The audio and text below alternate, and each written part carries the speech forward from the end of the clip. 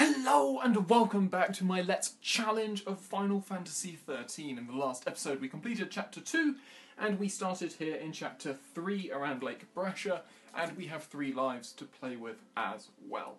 And just as we did at the start of Chapter 2, I'm going to give you a quick recap as to what's going on story-wise here in Chapter 3. So we have our 5 heroes here: Lightning, Snow, Vanille, Saz and Hope. They were all found themselves inside the pulse vestige that was had been relocated from Bodum and was being carried through the hanging edge.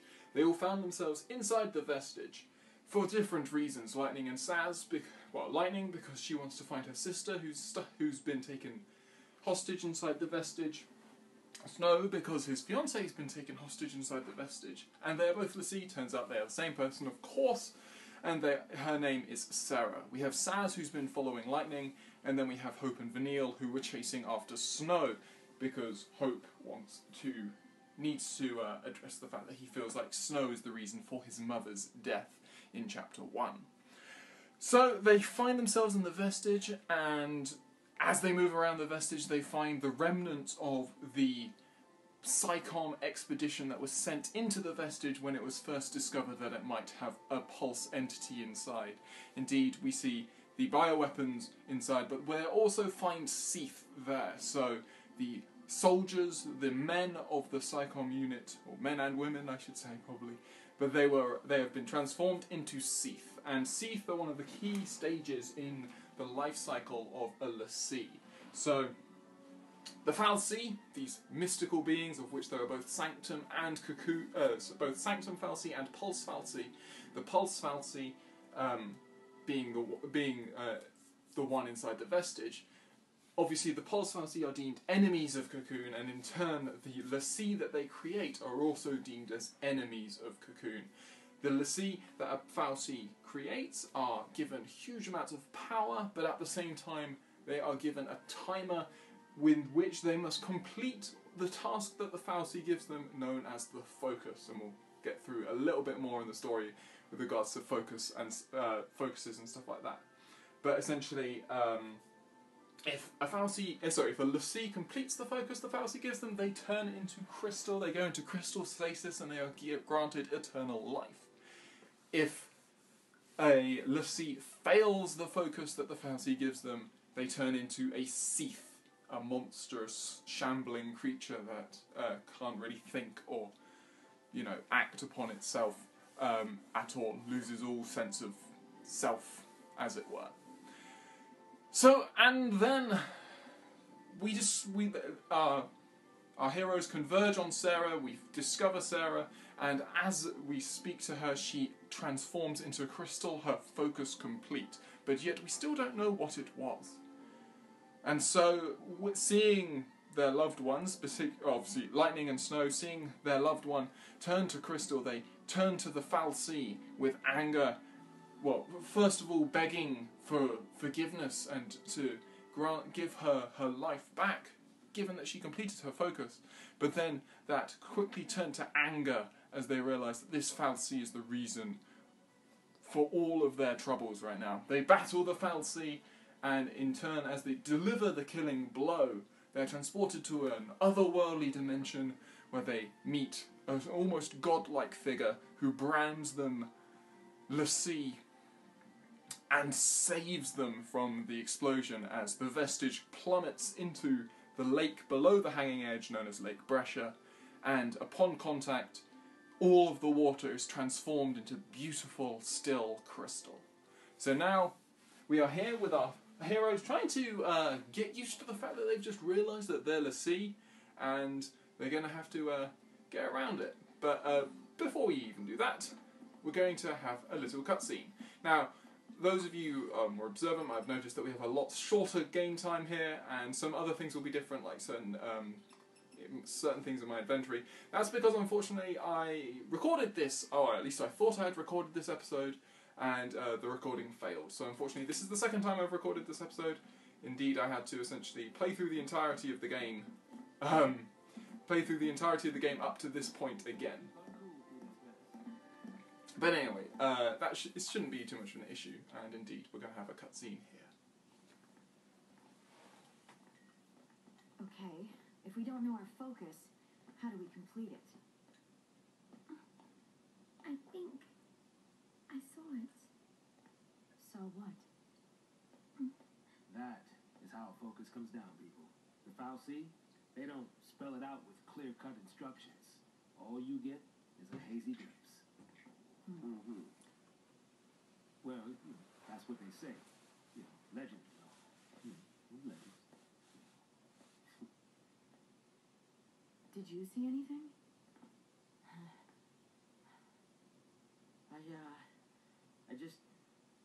It's all kind of foggy, but I saw this big, towering. What? Wait a minute. Hold on now. Do we all have the same dream? Ragnarok.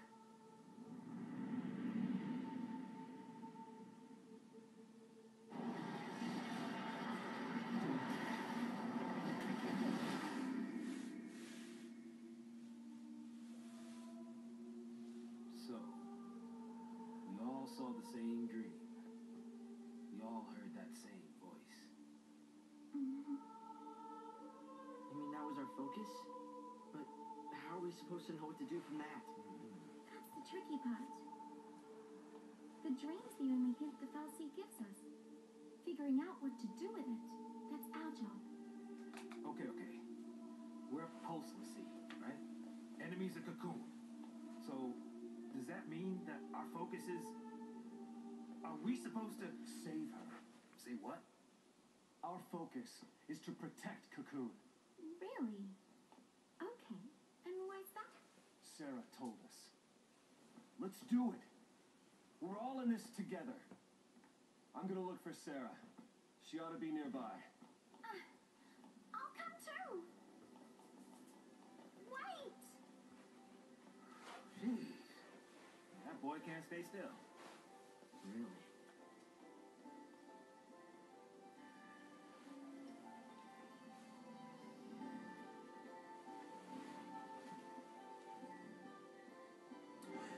So there we have a big new amount of information being dumped on us there about how these focuses, about not only our heroes, their focus, but also just focuses in general and the whole situation between the fal'Cie and the l'Cie. So, but now obviously they're talking about the Crystarium. The Crystarium is essentially the level up system in this game. Essentially, you end up with this lovely, quite beautiful map.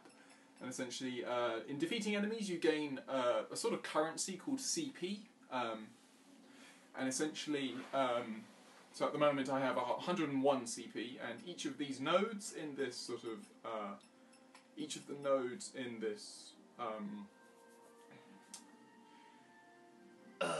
don't really know what to call it, but anyway, each of these nodes at this level, they cost, well, these cost 60, and essentially it costs 60 CP to advance a node. And as you can see, you can gain different abilities. You can gain strength, HP, magic, and also various abilities such as, in this case, life siphon, power chain. And we get that for each of the roles. And that's the important thing what becoming l'Cie has given us. They've given us different roles. So each character has a choice of 3 main roles out of the 6 that are available, but at the moment we only need to worry about 4. And those 4 are Commando, Ravager, Sentinel, and Medic. So, Commandos are there to deal damage. Their hits, they deal physical and non-elemental damage. They do the most damage, but they cause the stagger gauge to go up quite slowly. In comparison, Ravagers, who use elemental magic and elemental magic strikes, they cause the stagger gauge to go up much faster, but they do much less damage, and also they cause the stagger gauge will also start to fall down a lot faster as well. Commandos, whilst they don't increase the stagger gauge by as much, they also stabilise the stagger gauge, which is really, really important for a lot of these battles. Medics are self-explanatory. They have healing spells, namely Cure, and also various things for removing status elements, but we don't need to worry about that for a while. And then finally, Sentinels are there to distract your opponents. They essentially draw enemy attacks onto themselves. They have much higher defences than everyone else when they're in that role, and they take much less damage. and a lot of their movesets revolve around taking less damage compared to people. And in this game, Snow is definitely the best Sentinel. So we're going to get a nice little, a lovely little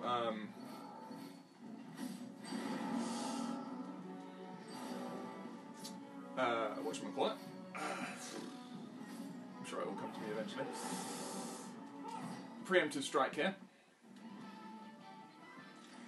So, I currently have 4 paradigms, which are essentially your assortment of roles. Here we have aggression, relentless assault, auto attack, and solidarity. Solidarity is my, I suppose I could add one more, which would be diversity. So essentially we've got max damage, we've got damage and increasing stagger, we've got, I suppose the only other one you could really ask for is tri-attack, which is, tri-disaster, which is, so that would be increasing stagger very, very fast. We've then got attacking but still healing, we've got defensive but maintaining stagger, and then we've got our main defensive paradigm there. And indeed, once we get access to the final 2 other stages of... indeed, the other 2, which are Synergist and Saboteur, those 2 really make the game a hell of a lot more interesting than if it was just these 4. And as we're just going to give Vanille this new weapon because it improves her magic by quite a bit, and that's what we care about at the moment. But yeah, like I say, once we get into the final, once we get access to the final 2 roles, then things get very, very interesting, very fast. So, we're just going to see if there's any more interesting comments. Doesn't look like it, so we've got another battle here. So the whites that could avoid our physical attacks in the previous chapter now cannot dodge our magic attacks, which are really, really useful. So we can take these guys out pretty reliably. Now, one thing you will notice is that essentially when I've got 2 commandos, like I currently do, so whenever you have multiple commandos in the same team, essentially they, rather frustratingly, they will target different enemies. So you can't, unless there's only one enemy left, they won't attack the same enemy, which is rather annoying. But it's just something you have to sort of work around in various circumstances. You'll also notice there that when I switch paradigm for the first time, 2 things happen. One, you get a sort of a little... there's not many enemies now, Vanille, because we took them out. But yeah, no. A couple of things happen when you first change paradigm. So what you'll find is that initially you get a little cutscene which shows each of the characters changing to their new role, and you also end up with you also get a full ATB bar the first time you change. And indeed, This just might work. you can consistently get full ATB bars by consistently changing paradigms, but I'll explain that once we get through this little cutscene here, as we walk towards Snow. We fight it! Ragnarok! That's the reason we're Lassie. To stop it. To keep Cocoon safe. Yeah, why don't you give us one reason to believe that? One reason, Sarah. She said to protect Cocoon, and then she turned to Crystal. That's the proof right there. She completed her focus. That means ours is to save Cocoon. Sarah's fal'Cie was the same as ours. Our focus has got to be the same. We were chosen to be guardians. To defeat Ragnarok. It makes sense. What the hell it does? You're grasping at straws, son. Post fal'Cie are Cocoon's enemies. We just got recruited by one of them. If I were a betting man, I'd put us on the other side. So Sarah's an enemy too? Well, I don't buy it. We have the power to save Cocoon if we work together and carry out our focus. The fal'Cie took Sarah from us, and you want to help it?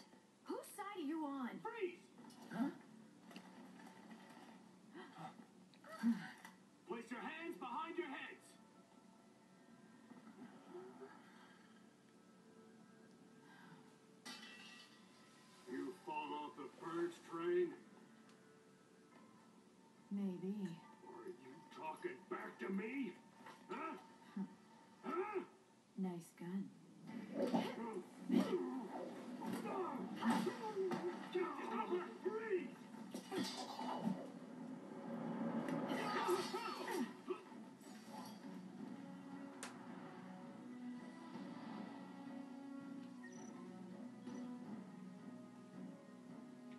We'll just ignore this tutorial again. One thing that will aid all of these battles is we have gained an extra ATB bar, which you might have noticed, and indeed, that's very nice. Makes a lot of the battles much faster, which is always good. I thought they'd be tougher than that. Guys are psychom, yeah? Supposed to be cream of the crop. Yeah, but PSICOM's an anti-pulse task force. Haven't fought a war in centuries. Bunch of rookie troops swinging around overpriced toys. So, from what you're telling me, sounds like a regular old soldier who's got more training than special forces. Nothing for us Lassie to be afraid of. Cut the crap. Their grunts might be green, but PSICOM's elites are cold-blooded beasts. They hit the field and it's game over. Uh-oh. Then let's run away. Ciao. Hey, wait!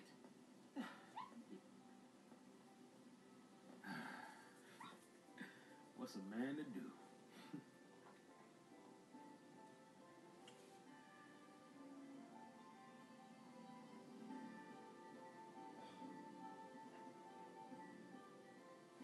And so Vanille continues her rather bizarre mannerisms. But yeah, so what I was saying before all of that cutscene stuff is essentially you can get into a sort of rhythm with this game, where essentially, so we're just going to see if these guys got anything to say.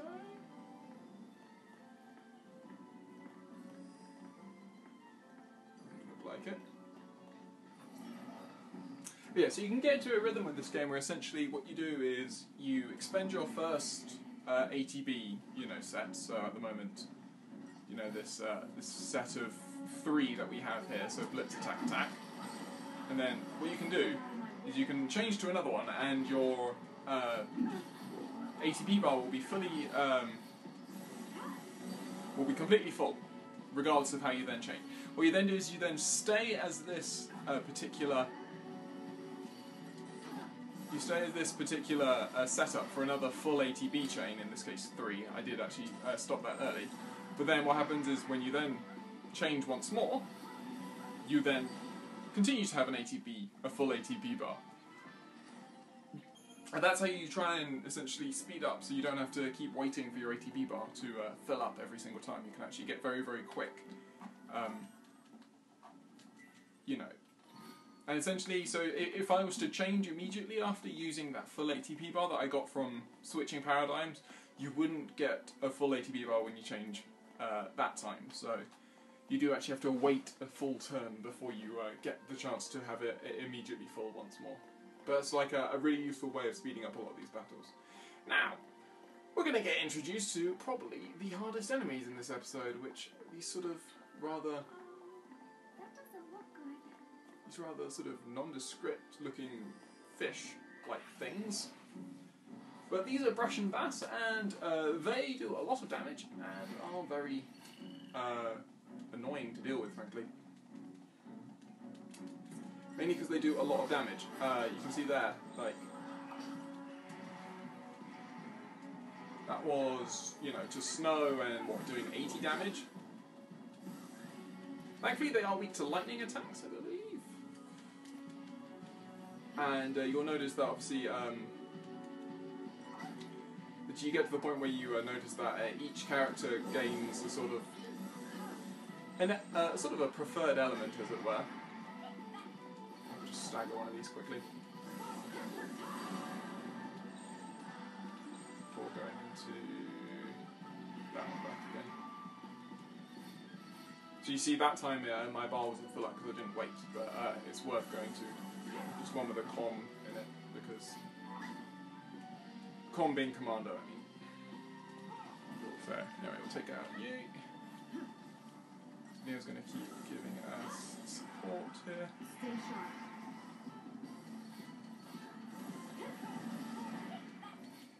So what we usually set up is that virtually every character, if you're a commando and you're starting off on a new enemy, you start off by going ruin, attack, attack. The reason they do that is to essentially just to test out the various just to see the various resistances, see if this particular enemy is vulnerable to magic or physical attacks in particular. There we go, nice. So you quite often get those sort of exchanges going on, but it can be frustrating at the start because you're just like, just use attacks now, your magic is much weaker than your attack. But anyway, we'll come down here for another item and another battle. Again, now that we are earning CP, it's actually worth us doing the vast majority of the battles that we see, which is good. Because it's always good in a game all about the battles to do all the battles.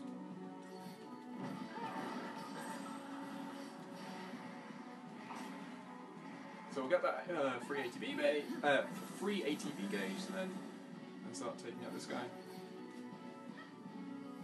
But these enemies, just because they do like 80 odd damage, when there's lots of them like this, it's not the nicest group of enemies to be dealing with, essentially.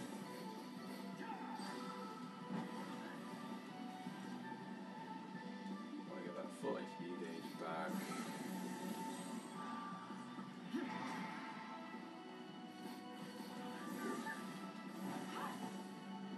And you'll notice that whenever Snow's calm and lands a couple of hits on these bats, that the ATB gauges do significantly slow in how fast they're decreasing, although unfortunately didn't quite get it there. But anyway.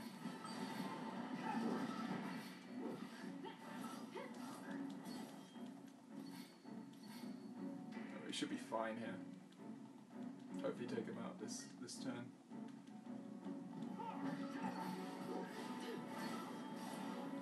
There we go, nice. Beautiful. Stars.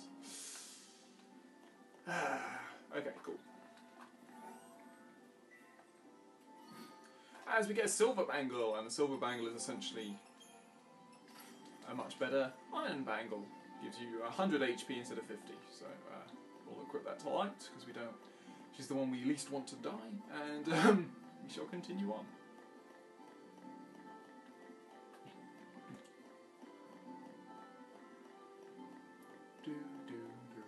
And we have another cutscene, I believe. Maybe not actually. Oh no, we have like the introduction little bit here. All the messed up ways to meet. I might as well make introductions. I'm Snow Villiers. Short stuff? Hope Estine. What about her? Odom Security Regiment. She goes by Lightning. Last name's Farron. First, anybody's guess. O'Neill. Saz, Catsroy. Good to meet you.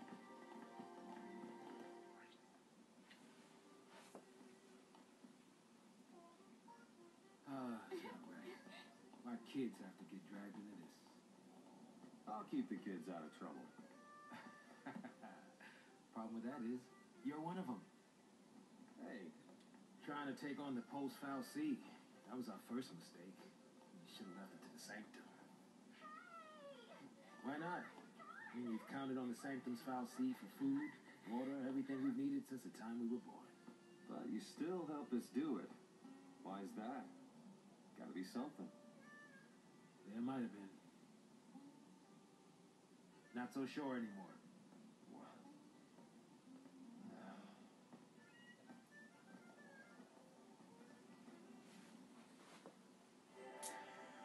So the nice thing about that little cutscene there is that it gives you an idea behind, like, you know, Saz saying that, you know, they depend on the Sanctum's foul sea for food, water, and all this sort of stuff. It does show you that, you know, it's not just, you know, foul sea are bad and all this, but it is actually very specifically Sanctum and Pulse that are the main issues here, as we're going to be able to... I just wanted to see if there was any other text there from Snow, but evidently not.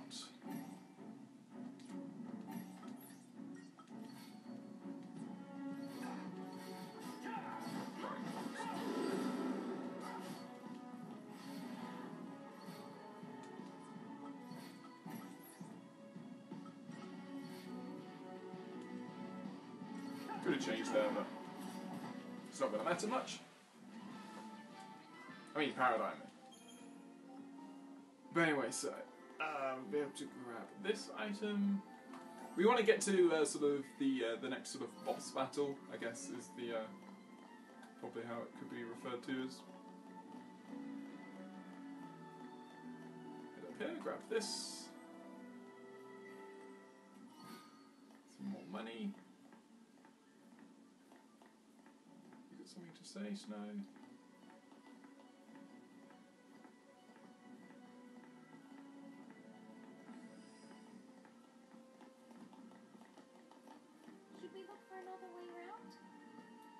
I've never had that. I've never waited long enough to have that little thing from vanilla. But anyway. Ever since sort of like skipping all of that sort of dialogue with Saz in the Vestige, I sort of feel like I should definitely wait around a bit more and just in case there's any interesting dialogue. Anyway, so.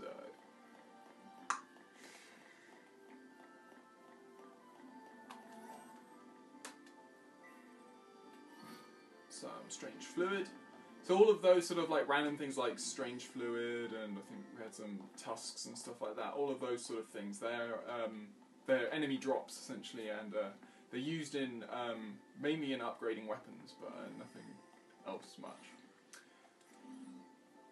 So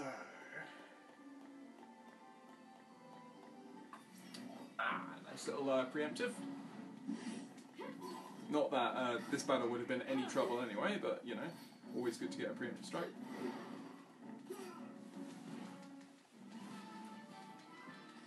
Good work, guys. Really helped lightning out there. So, we're going to be able to pick up this item, which is a Magician's Mark. And that is essentially the same as a Power Wristband. So, Power Wristband ups Strength by 50. Magician's Mark ups Magic by, 20. And indeed, you just equip that to your best mage. I like being aggressive with my items. I used to, when I first played this game, I was very defensive with my items and largely went for damage resistance and HP. Just pretty much just chucked all of the items that would give me damage resistance and HP on my characters. But since playing the game a couple of times through, I've much enjoyed playing a far more aggressive game. So, we've got a little boss battle here, so I'm just going to quickly level up my characters as much as I can. Could get water. There's not really any point. If we just head this way, we'll get Power Chain. So Power Chain bolsters the attack or ruin at the head of a queue, so essentially it makes that specific move that little bit stronger. And then we'll go around Ravager a little bit. For Snow, we essentially just have these sort of paths. Each of these is only 40. So we should be able to max Snow out. Fringe Ward is actually very useful. It essentially slightly reduces the damage taken by your allies in an area when they use an area of effect attack, and that's actually quite useful when we've got a battle coming up where actually the enemy uses area of effect attacks. So there we are. We've got a little bit of CP for everyone. We're just going to remove Snow's item because Snow is not going to be with us for a while after this. I'm going to keep lightning with the silver bangle. I just like having that extra bit of health there. And we're going to start with Relentless Assault, because Relentless Assault is pretty much the staple paradigm that you'll most likely use for the vast majority of this playthrough. Another cutscene.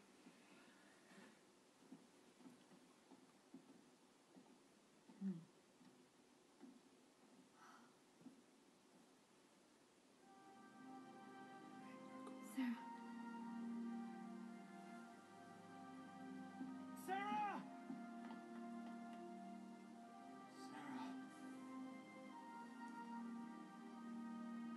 I'll get you out of there.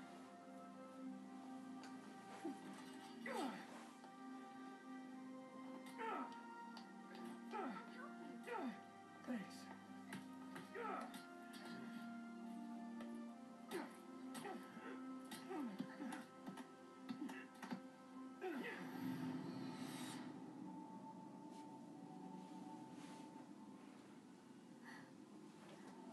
This is goodbye. Lightning! You're just gonna leave her? SciComm will be here soon. If they find us, we're all dead. You think Sarah'd want that? You think you know how she feels? If I leave her, then I'll never know. We'll be fine. I can handle anything they throw at us. No one will die. I'll protect Sarah and Cocoon.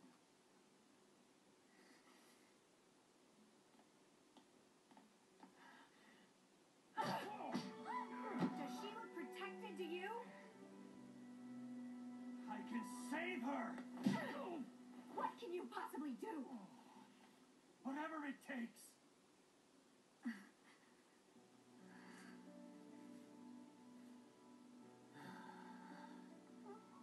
Ooh, me.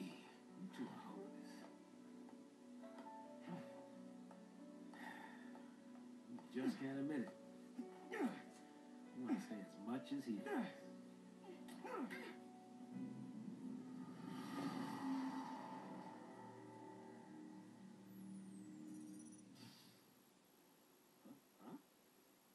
Whoa, whoa. No, no. No, no, no, not now.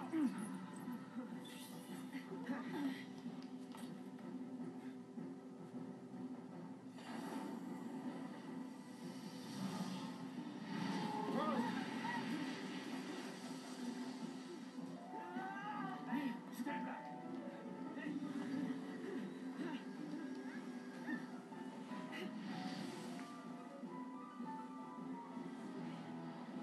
And so it's our friend the Manasvin Warmech from Chapter 1, and it's back for more, and it's a lot more dangerous this time. So,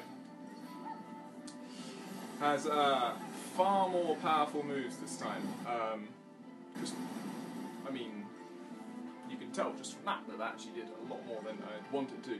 Anyway, come on, Stove, come on. I need you to attack. There you go.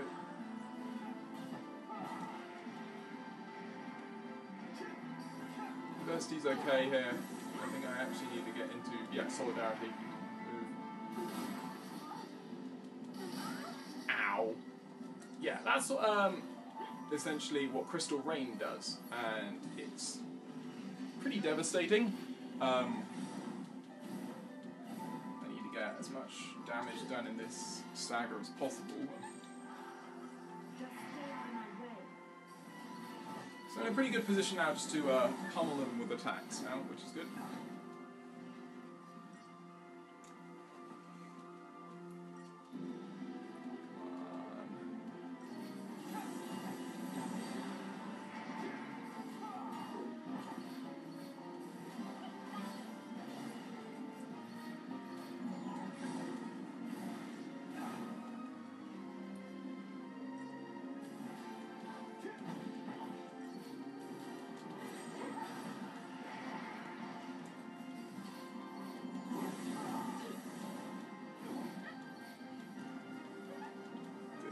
Vanille there for healing Snow just when he needed it. Come on. Put another turn of this. And then get into aggression.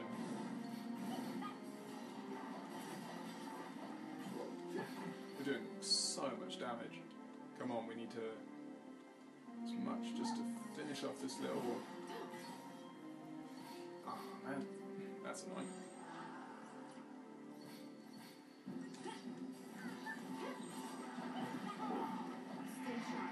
just going to go into Try Disaster to try and stagger him as fast as possible, because we do not want him to go into Crystal Rain again. And he'll go into Crystal Rain after he does that attack there, so... Could get in trouble here if we're not careful. Ah, there we go, good. Well done, Snow. Well done. Ooh, a little worried there that we wouldn't kill him, but there we go.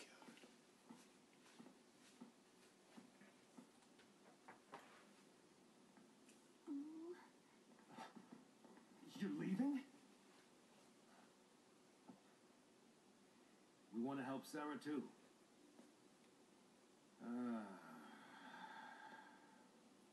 But without tools, we could be digging for days.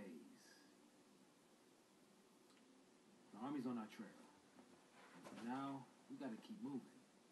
For now. So I just abandoned her and saved myself? What about your focus? What happened to banding together and saving the world? Isn't that what you promised? Now you want to forget it all and die right here? Snow, you're nothing but talk.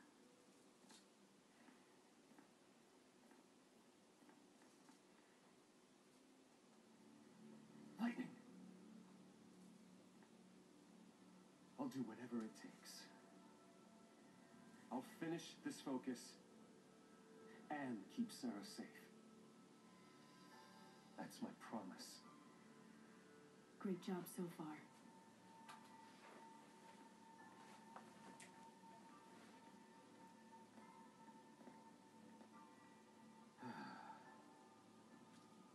Stay out of trouble. You do.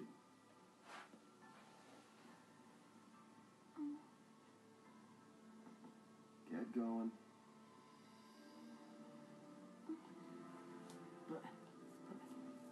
Later. Okay.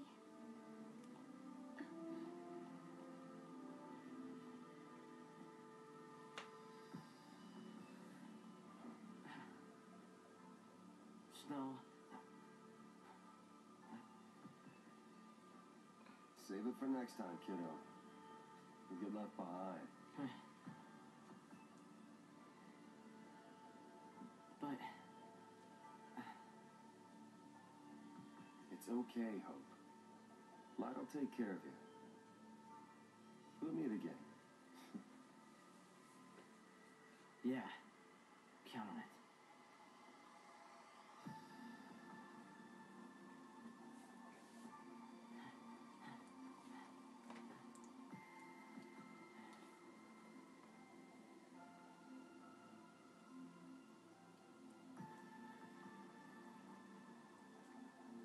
I'll get you out of there.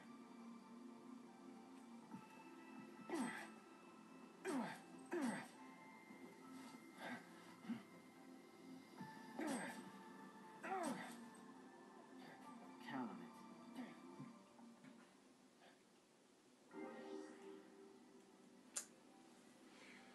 So there we have it. Finally, we've defeated... On his own, but we gotta keep moving. We defeated the Manasvin Warmech. We've left Snow to fruitless... Well, you'd hope that he'd be okay, but he's just going to continue to try and dig out Sarah out of there. And we are here with a new team here. Obviously, Snow's out, Saz is now in, and we are going to continue this in the next episode, where we will continue to make our way through this very eerie, frozen landscape, as it were. But I hope you have enjoyed this episode, and I hope you will join me on the next.